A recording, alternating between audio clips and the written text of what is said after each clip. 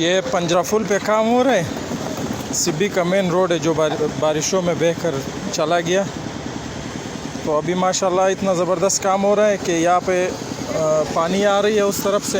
تو یہاں پہ مٹیریل ڈالا جا رہا ہے سیمنٹ اور باجری, اور واپس پانی کی نظر ہو رہا ہے. یہ سارے پتہ نہیں یہ کون سا ٹھیکیدار ہے اور کون سا فارمولہ یہ کہنا چاہتے ہیں, کیا پیغام دینا چاہتے ہیں؟ یہی پیغام دینا چاہیں گے, شاید ہو سکتا ہے ہماری عقل کام نہ کر رہی ہو, تو وہ خود جو ہمارے اعلیٰ حکام ہیں وہ آئیں, وہ دیکھیں کیا واقعی میں یہ کوئی انجینئرنگ ہے یا واقعی میں اس میں کوئی ایسا کیمیکل ڈالا گیا ہے. وہ آ کے فیس بک پہ میڈیا پہ آ کے بتائیں کہ ہاں اس پانی میں کوئی کیمیکل ڈالا ہے, کوئی چیز ایسا ڈالا ہے جس سے یہ سیمنٹ کی بجلی رکتی ہے, تو ہم لوگ بھی مطمئن ہوں, کیونکہ اب تو ہمارا دل تو کانپ رہا ہے کہ یہ کس طرح کا کام ہے, ہمیں تو سمجھ میں نہیں آ رہا. اگر واقعی اس میں کوئی, جیسا میں نے ان کے انجینئر سے بات کی, انہوں نے کہا یہ انجینئر ہے جو یہ مکسر والا ہے, کہتا ہے جی انجینئر نے اس میں کوئی کیمیکل ڈالا ہے, سمندر میں بھی ایسا کام چلتا ہے. اگر ایسے کام چلتا ہے تو ہم تو جتنے بھی یہاں پہ لوگ کھڑے ہیں سب حیران ہیں.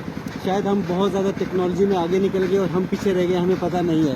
اگر ایسی کوئی ٹیکنالوجی ہے تو آگے ہمیں بھی بتایا جائے.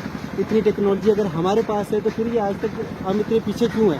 جہاں جہاں سیلاب آیا تھا وہاں اس ٹیکنالوجی کو استعمال کرے اور فوری طور پر روڈ بنایا جائے.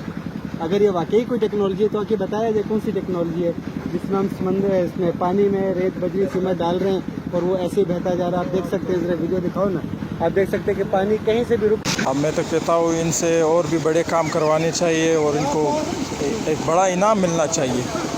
یہ جو عوام کے پیسوں سے سیمنٹ بجری اور مزدور اور مشینری یہاں پہ لگی ہوئی ہے, اور یہاں پہ یہ ہو رہا ہے, یہ ہاں بس.